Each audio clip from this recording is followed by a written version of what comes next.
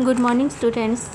हमने अपने पिछले वीडियो में जो हमने अपनी लास्ट वीडियो डाली थी उसके अंदर कुछ एंट्रीज़ आपको बताई थी क्लास 11th में कि एंट्रीज़ कैसे बनाते हैं।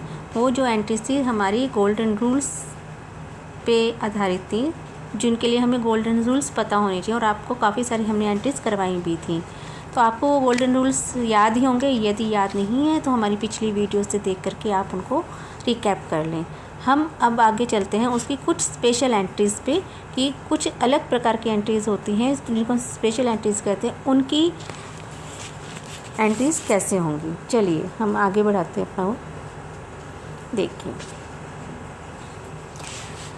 पहली जो स्पेशल एंट्री है उसमें सबसे पहले है बैड डेब्ट्स।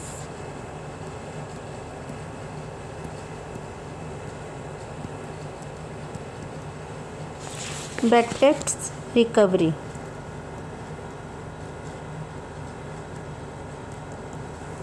देखिए, आपको हमने बताए थे बैड डेब्ट्स क्या होते हैं। बैड डेब्ट्स वो होते हैं जिनसे हमारे पास डेटर से मान लीजिए हमारे पास पैसा आना है लेकिन अभी तक आया नहीं है, वो बैड डेब्ट्स होते हैं। लेकिन मान लीजिए हमने जो बैड डेब्ट्स किए हुए हैं, हमने तो बैड डेब्ट्स मान लिए थे कि वो हमारा लॉस है हो चुका और वो उनसे हमारे पास पैसे नहीं आएंगे, लेकिन बाई चांस किसी बैड डेटर्स ने हमारे को बाद में पैसा दे दिया और रिकवरी हो गई, तो उसकी एंट्री हम कैसे करेंगे। देखिए, जब बैड डेट्स से हमारे को पास जब रिकवरी हुई तो कौन से दो अकाउंट इफेक्ट हुए हमारे पास। पहला जो अकाउंट रिफ्लेक्ट हुआ वो है बैड डेट्स रिकवरी,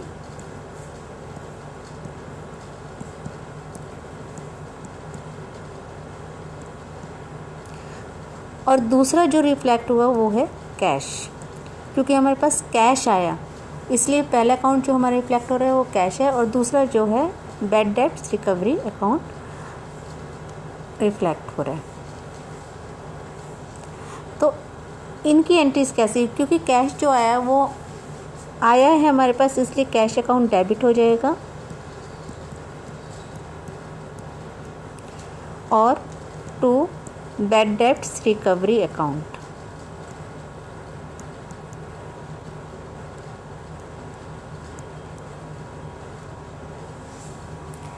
क्लियर। ये तो बैड डेट्स की रिकवरी थी, क्योंकि जब हमने बैड डेट्स हुए थे तब हमने क्या अकाउंट बनाया था, bad debts account debit to debtors account. अब हमने उन बैड डेट्स को तो वापस बैड डेट रिकवरी से वहाँ डेबिट किया था तो यहाँ क्रेडिट कर दिया और कैश हमारे पास आया है तो कैश अकाउंट डेबिट हो गया। यानी कि जो पहले हमने बैड डेट डेबिट किए थे उनको कुछ को क्रेडिट कर दिया तो वो हमारा बैड डेट्स कम हो जाएंगे इससे। तो ये इसके बाद जो नेक्स्ट एंट्री है वो करते हैं हम। सेकंड एंट्री कौन सी है, आउटस्टैंडिंग एक्सपेंसेस की।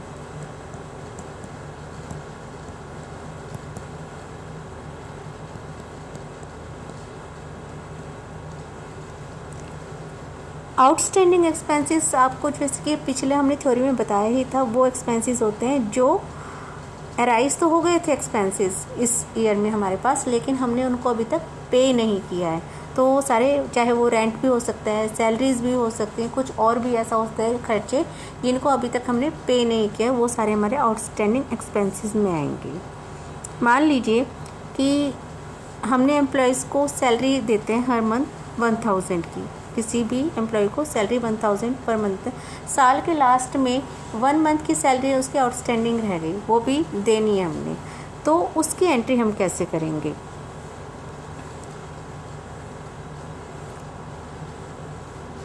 तो देखिए, अब जो आउटस्टैंडिंग एक्सपेंसेस है उससे हमारे, क्योंकि ये आउटस्टैंडिंग एक्सपेंसेस मान लीजिए सैलरी का है, सैलरी आउटस्टैंडिंग है हमारे पास,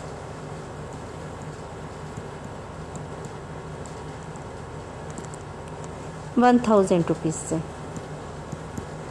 ठीक है, अब इसमें हम क्या करेंगे, इसमें जो हमारी एंट्री बनेगी वो बनेगी, क्योंकि एक तो हमारा सैलरी अकाउंट रिफ्लेक्ट होएगा। ठीक है, सैलरी अकाउंट क्या है, हमारे सैलरी अकाउंट जो होता है वो हमारे एक्सपेंसेस होते हैं। तो जो एक्सपेंसेस होते हैं उनको हम क्या करते हैं, डेबिट, वो नॉमिनल अकाउंट में आते हैं। आपको 3 अकाउंट्स जो बताए थे उसमें ध्यान होगा कि सैलरी अकाउंट जो है वो हमारा एक्सपेंस है और वो नॉमिनल अकाउंट में आता है और उसमें उनको हम डेबिट करते हैं। तो सैलरी अकाउंट डेबिट होएगा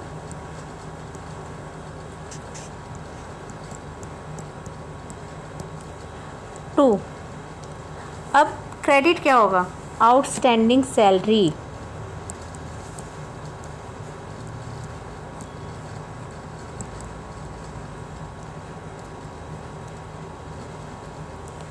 $1000। आउटस्टैंडिंग सैलरी क्यों होएगी क्रेडिट? जब हमने आपको 3 अकाउंट्स पढ़ाए थे, personal account, real account, nominal account, तो हमने ये बताया था जितने भी आउटस्टैंडिंग खर्चे होते हैं, सैलरी अगर होती है, वो सारे हमारा पर्सनल अकाउंट में आता है। और पर्सनल अकाउंट में जो चीज़ जा रही होती है उसको हम क्रेडिट करते हैं। तो आउटस्टैंडिंग सैलरीज जानी है हमारे को, तो जाने वाली चीज़ को क्रेडिट करते हैं, इसलिए हमने आउटस्टैंडिंग सैलरी अकाउंट को क्रेडिट किया है। चलिए अब हम अपनी तीसरी स्पेशल एंट्रीज पे जाते हैं। तीसरी जो हमारी है स्पेशल एंट्री वो है डेप्रिसिएशन।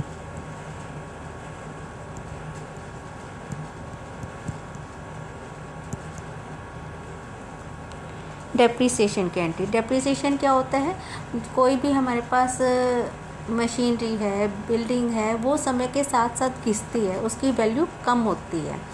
लैंड की तो बढ़ती है, लेकिन अगर बिल्डिंग है, कोई और स्टॉक है या कुछ और चीज़ें हैं, वो सारी चीज़ें क्या होती हैं? डिक्रीज़ होती है उनकी अमाउंट। तो वो जो डिक्रीज़ जितने से होती है वो सारी क्या कहलाती है? डेप्रिसिएशन अकाउंट, जिससे कि हमारी एसेट की वैल्यू कम होती है। अब जब हम डेप्रिसिएशन लगाते हैं, उससे एसेट की वैल्यू कम होती है, तो ये रिफ्लेक्ट किस पे कर रही है? एसेट्स पे, है ना। तो एसेट्स पे इससे हमारी एसेट कम हो रही है। और डेप्रिसिएशन क्या है हमारे पास? लॉस है। तो लॉस को हम क्या करते हैं? डेबिट। इसलिए डेप्रिसिएशन अकाउंट डेबिट होगा।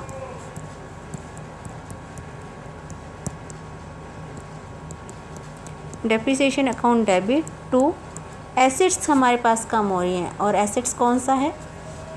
Real account. तो इसलिए एसेट को हमने उतने से, एसेट कम हो रही हैं, एसेट को हमने क्रेडिट कर देंगे।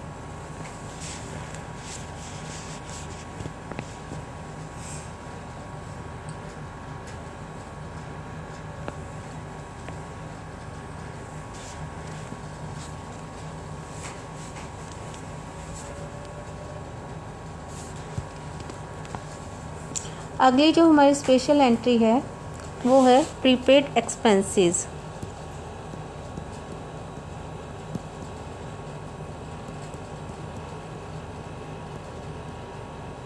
जैसे हमारी कुछ खर्चे हमने ये कहा था आउटस्टैंडिंग रह जाते हैं, जो हमने अभी देने हैं, लेकिन कई बार हम क्या किसी चीज़ों की पेमेंट पहले ही कर देते हैं, तो वो सारे एक्सपेंसेस कौन से कहलाते हैं? प्रीपेड एक्सपेंसेस, जिनको अभी आने वाले साल में, मतलब आने वाले साल का हमने पहले ही कर दिया इसी साल में, तो एडवांस में करना प्रीपेड एक्सपेंसेस कहलाता है। In benefit of expenses will be receive during the next accounting year. इनका जो हमने इस साल खर्चे कर दिए अगले साल के लिए, उनका बेनिफिट तो हमें अगले साल मिलना है, लेकिन हमने उसकी जो पेमेंट्स हैं या खर्चे हैं वो अभी कर दिए, वो प्रीपेड कहलाएंगे। मान लीजिए इंश्योरेंस है, कई बार हम ऐसे होते हैं इंश्योरेंस की पहले, इंश्योरेंस मोस्टली हम पहले ही पे करते हैं। आज हमने इंश्योरेंस कराया है तो नेक्स्ट 1 साल तक हम उसका लाभ उठाएंगे, लेकिन वो इंश्योरेंस का प्रीमियम तो पहले ही पे कर दिया हमने।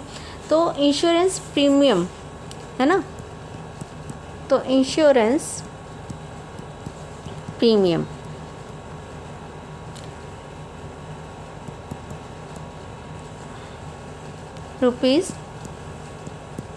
₹1200 पेड।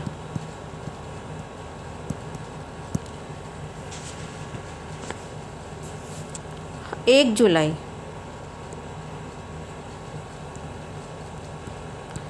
जुलाई 2019 को हमने 1200 रुपये पेड इंश्योरेंस प्रीमियम कर दिया। ठीक है, तो ये एडवांस में हुआ है, क्योंकि इसलिए इसकी एंट्री क्या होगी? एक तो इंश्योरेंस प्रीमियम अकाउंट, एक तो हमारे पास से कैश गया, एक तो कैश अकाउंट रिफ्लेक्ट हुआ तो कैश गया है, और दूसरा इंश्योरेंस प्रीमियम जिसका हम लास्ट, तो वो प्रीमियम जो होता है वो जो भी चीज़ जाती है उसको हम क्या करते हैं? डेबिट। तो इंश्योरेंस प्रीमियम अकाउंट डेबिट,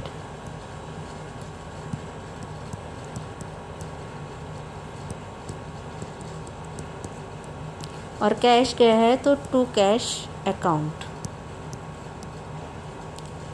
1200 से।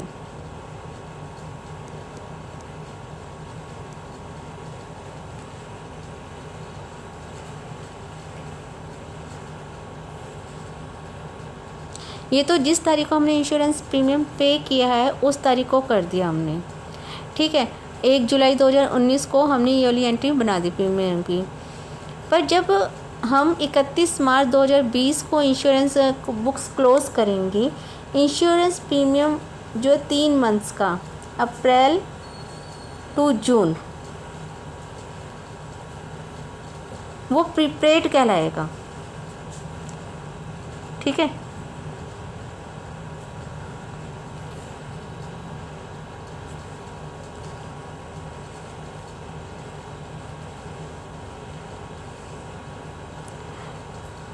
मान लीजिए बुक्स हमारी क्लोज होती हैं 31 मार्च को 2020 को, ठीक है। और वो जो हमने इंश्योरेंस पे किया था 2019 जुलाई को पे किया था, और जो हमारी वो 20 को क्लोज़ हो गई थी बुक हमारी, तो 20 तक तो इस साल का प्रीमियम हुआ हमारा, ठीक है। लेकिन जो अप्रैल मई जून, क्योंकि 1 साल का इंश्योरेंस होता है हमारे पास, तो कुछ महीने तो हमारे उसी सेम ईयर के थे, तो वो तो उसी साल के हो गए। लेकिन जो नेक्स्ट ईयर में 3 मंथ आ रहे हैं, तो उसकी एंट्री एज ए प्रीपेड की जाएगी, वो प्रीपेड की तरह कहलाएंगे। और ये वाला जो इंश्योरेंस दिया गया था वो उसी साल का था, तो सेम ईयर के उसी में आएगा। तो प्रीपेड इंश्योरेंस, तब हम प्रीपेड इंश्योरेंस की एंट्री करेंगे 31 मार्च को, जो एंट्री करेंगे वो करेंगे प्रीपेड इंश्योरेंस।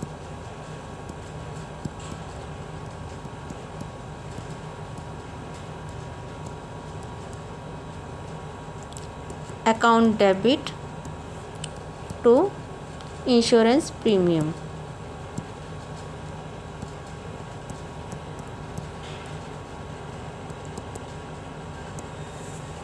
क्लियर? क्योंकि जो 1200 रुपये थे वो इंश्योरेंस प्रीमियम पे किया गया था, जो प्रीमियम हमें देना होता है टाइम टू टाइम। तो 300, ये हमारी 300 रुपये से एंट्री होएगी। क्यों होएगी 300 रुपये से? क्योंकि जो 1200 रुपये थे वो पूरे साल के थे, और 1 महीने के 100 रुपये हो जाएंगे इंश्योरेंस प्रीमियम। तो 6 मंथ के जो ऊपर हमने 1200 रुपये पे किए थे, जो हमने ये 1200 रुपये पे किए थे, पूरे साल के थे इंश्योरेंस प्रीमियम जो पे किया था। लेकिन जो 300, वो उसमें 6 महीने तो उसी सेम ईयर के थे और 3 महीने नेक्स्ट ईयर के थे। तो नेक्स्ट ईयर वाले जो 3 इंश्योरेंस हैं वो प्रीपेड में कहलाएंगे, इसलिए प्रीपेड की एंट्री 300 रुपये से prepaid insurance account debit to insurance premium account से की जाएगी। क्लियर? अब देखिए, कुछ एंट्रीज हमारी ऐसे होती हैं, मान लीजिए कई बार होता है कि हम फ्री सैंपल किसी को दे देते हैं। हम किसी चीज़ का अपना बिज़नेस चलाना चाहते हैं, लेकिन दूसरों को दिखाने के लिए प्लीज़ ले लीजिए हमारा, हम आपको थोड़ा सा फ्री सैंपल दे देते हैं, तो जिससे कि हमारी आगे उन लोगों को पता चले हमारी चीज़ों की क्वालिटी के बारे में, गुड्स की क्वालिटी के बारे में। इसलिए हमें कभी कभी फ्री सैंपल्स भी देने पड़ते हैं। लेकिन जब हम फ्री सैंपल्स देते हैं तो उसके बदले में कोई कैश नहीं लेते, कोई कुछ नहीं लेते हम। तो जब हम उनसे कुछ कैश लिया ही नहीं, क्लियर? जब हम फ्री सैंपल, जब हमारे पास किसी और कंपनी से फ्री सैंपल आया है तो हमारे पास तो चीज़ आई है लेकिन कैश कुछ नहीं किया है, तो उसकी नो एंट्री, कोई भी एंट्री नहीं होगी। ये यदि हम रिसीव करते हैं, ठीक है। अगर फ्री सैंपल हम रिसीव करते हैं तो हमें कोई कैश नहीं देना पड़ रहा, तो उसके लिए हमारे पास कोई एंट्री किताबों में नहीं की जाएगी। अब देखिए,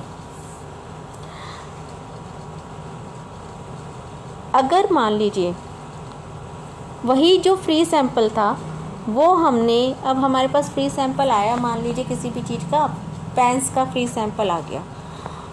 अब फ्री सैंपल आ गया, उसके कोई कैश नहीं गया हमारे पास से, तो हमने किताबों में कोई एंट्री नहीं की उसकी। लेकिन अब वो हमारे को पेन पसंद नहीं आ रहे, तो हम क्या करते हैं, वो पेन पड़े हैं, चलो भाई इनको रद्दी में बेच देते हैं या किसी को भी कम में बेच देते हैं, क्योंकि जो कम में बेचेंगे हमारा तो प्रॉफिट है, हमारा क्या जा रहा है। तो मान लीजिए फ्री सैंपल को सोल्ड कर दिया, सोल्ड फ्री सैंपल,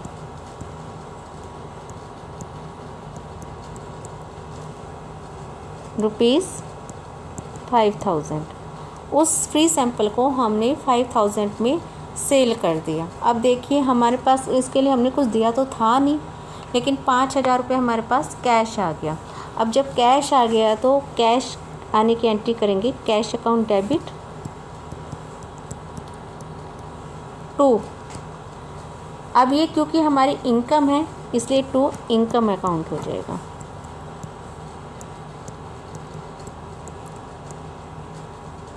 पूरी की पूरी ये हमारी इनकम ही है, क्योंकि इसके लिए हमने कुछ पे आउट नहीं किया था, इसलिए कैश आया। और इनकम जो है हमारे क्या है, इनकम किसी चीज़ की होती है तो वो हमारा जो है प्रॉफिट है, तो प्रॉफिट को हम क्रेडिट करेंगे, तो 5000 से क्रेडिट कर दिया।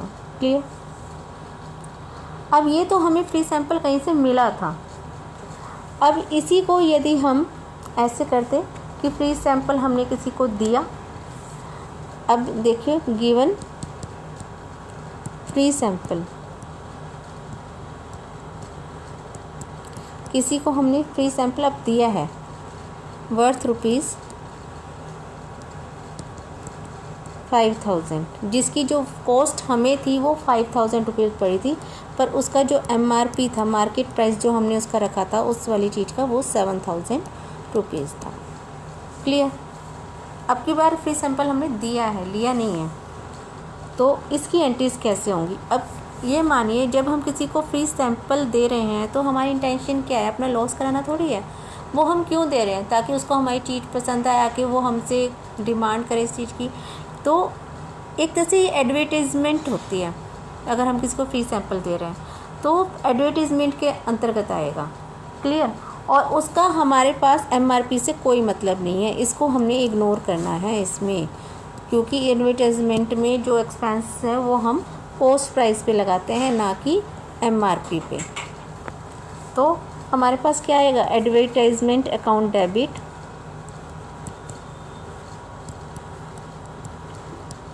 क्योंकि ये हमारा एक तरह से खर्चा होता है, खर्चों को हम क्या करते हैं डेबिट, तो 5000 से, ना कि 7000 से। टू। अब देखिए, अब जो एडवर्टाइजमेंट अकाउंट डेबिट है उसमें वो तो हमने डेबिट कर दिया, लेकिन हम क्रेडिट में क्या लिखेंगे, सेल अकाउंट, स्टॉक अकाउंट और परचेज अकाउंट।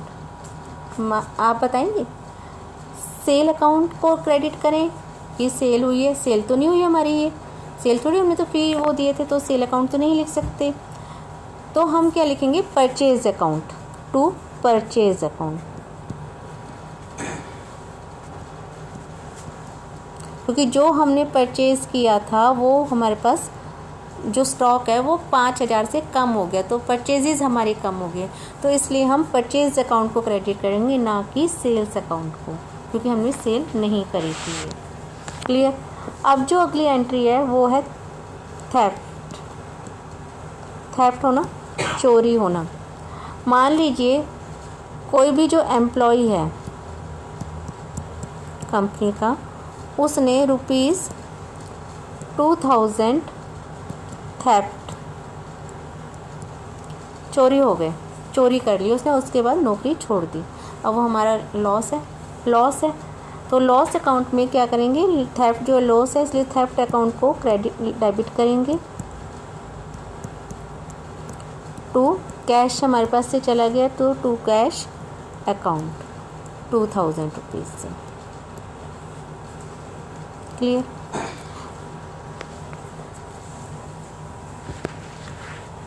एक और एंट्री है स्पेशल, ऑर्डर। मान लीजिए हमें ऑर्डर रिसीव्ड हुआ है, ऑर्डर रिसीव्ड 5000, 5000 रुपीज़ का हमारे को ऑर्डर रिसीव हुआ है from M Chand company. M Chand से हमारे को ऑर्डर रिसीव होगा 5000। बताएंगे इनकी क्या एंट्री बनेगी? सोचिए, इसकी कुछ भी एंट्री नहीं बनेगी, क्योंकि हमें सिर्फ ऑर्डर रिसीव हुआ है, ना तो हमें कैश रिसीव हुआ है, ना हमारे पास से सामान गया, अभी तक कुछ नहीं हुआ, कोई भी हमारी ट्रांजैक्शन नहीं हुई है, कोई भी लेन देन नहीं हुआ है, सिर्फ हमें ऑर्डर रिसीव हुआ है 5000 का। ऑर्डर रिसीव होने से कोई भी एंट्री नहीं होती जब तक कि कोई ट्रांजैक्शन ना हो। कोई भी एंट्री बनाने के लिए आपको हमने पहले भी पढ़ा था कि ट्रांजैक्शन होनी ज़रूरी है, अगर ट्रांजैक्शन नहीं हुई है तो कोई एंट्री नहीं बनेगी। तो होप सो आपको ये सारी स्पेशल एंट्री समझ आ गई होंगी। बस हमने थोड़ा सा सोचना है कि कौन से अकाउंट से लेना है, डेबिट करना है कि क्रेडिट करना है, किसको रूल्स को फॉलो करना है, और हमें इन एंट्रीज़ को बनाना है। Thank you.